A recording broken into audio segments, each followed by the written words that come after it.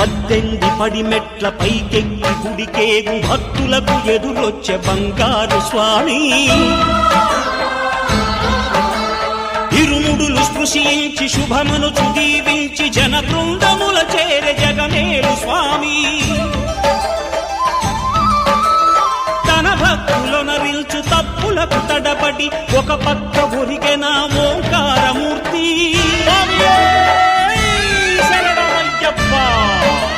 స్వాములందరూ తనకు సాయంబు కాగా ధీమంతుడై లేచే ఆ కన్య స్వామి. పట్టబంధము వీడి భక్తతతికై పరుగు పరుగున వచ్చే భూమిపైకి నరుడై.